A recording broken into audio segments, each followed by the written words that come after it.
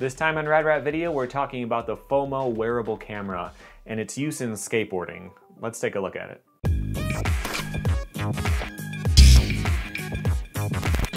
Welcome back to Rad Rat Video, the channel that's all about skateboarding, skateboarding culture, or learning tricks, learning about your favorite pros, favorite brands, and everything in between. Sometimes I do other sorts of features like a review.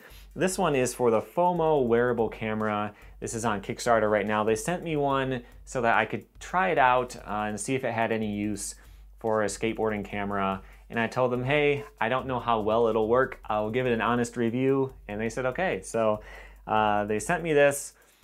I got it a couple days ago, and right out of the box, I did have some problems with it, but it is a pre-production model. So they have the technology working, but of course, the point of the Kickstarter is to get enough money to figure out all of the production. So you do have to give them a little bit of a leeway on that. But so there's like a non-slip ring that just kind of fell out the second I got it. They didn't give me any mounts with it, which is an issue. My logo that they printed on here, which is pretty cool, you can customize what's on the face of it. They printed at an angle, so if my logo is straight, the footage will be tilted or vice versa. It's just kind of held together by glue. It's kind of falling apart already, but again, this is a pre-production model, so you do have to excuse some of that stuff. But the fact that they didn't send me any mounts actually made it kind of difficult to work with. On their Kickstarter, you can see that it has a clip and a pin, so you can put it on your bag, on your shirt, and stuff like that. And that's cool if you're into that, but my use for this obviously would be for skateboarding. My idea right off the bat was to clip it onto my hat, shoot straight down so that I could get first-person angles for the shred school. So that's why I accepted this and the reason why I wanted to test it out. And not having any mounts made it a little bit difficult. I emailed the company and asked what I should do. They said, hey, why don't you glue a safety pin to it? So that was that. I didn't do that though. Luckily, I have an action camera. It's a Soku C30. I want to review this in the future because this thing's pretty cool, pretty cheap too. But it came with a mount, so this is the clip mount from that camera.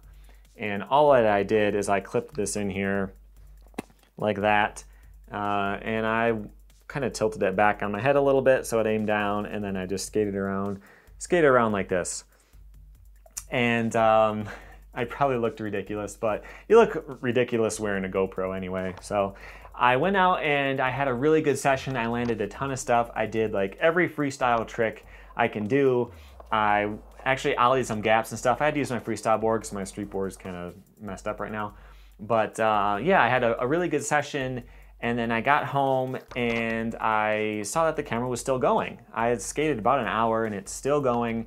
So this is pretty cool, and I just pointed out the window and just left it. I wanted to see how long the battery would last. It ended up lasting about 2 hours, which I was really impressed by because that's a lot of skating.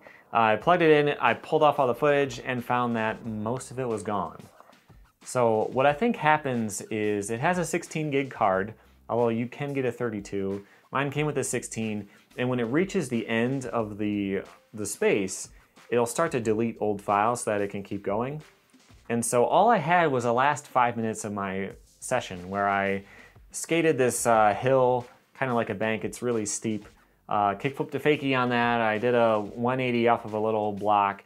I ollied into a bank and rolled down at switch. Some other really simple stuff at the end of my session, and that was it. All the stuff before that, like 45 minutes or more of tons of tricks, like everything I can do, was just all gone. And that was really frustrating. I'm gonna take this off because I look ridiculous. That was really frustrating, and I ended up going back out and skating again to get the footage that I'm showing you. Of course, I immediately got a really bad shinner and I got attacked by a dog again.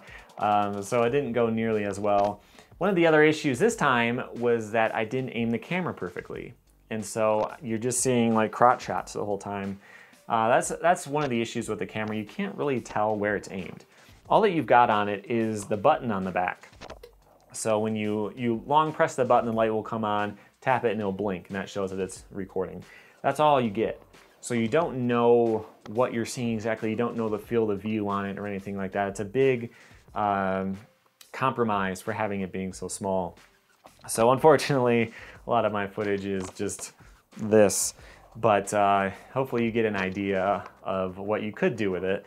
I do think that the camera has some usefulness. I do want to keep working on it. I'm going to figure out that mount a little bit better.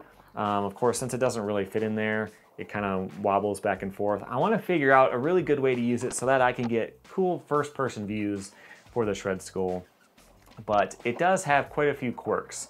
So first, it only shoots in 1080p 30, which is not great for skateboarding. Generally, you would want 60 frames a second for skateboarding, obviously. So that's a bit of a compromise. Also, the files that it puts out are really, really big. They are uncompressed .avi files. It's about an hour for 16 gigs, which is a lot. That's really, really big. My camcorder I'm using right now, 60 frames a second, I get about an hour and 20 minutes in 8 gigs, just to give you an idea. So the 32 gig would be a pretty good upgrade if you were thinking about getting one. But yeah, it's got some quirks. I think it's definitely an interesting camera. I'm gonna keep using it, but of course, I already have it. If I had to buy this camera, I don't know if I would. I have this Soku C30 action camera. It's a cheap GoPro clone, but it does basically everything this does and more, 60 frames a second. It's got a screen on it, all that kind of stuff. It comes with all the mounts. And this, I think, retails for like 65, 70 bucks, but I got it on eBay for 40 because I bought it used. I'm gonna review that in the future if that's something you want. But for this one, if you do need something that's this small, something you can wear, and you have other uses for it, I might take a look at it. If you're gonna get it only for skateboarding, I might take a pass on this one. But I'll have a link below in the description if you want to learn any more about it.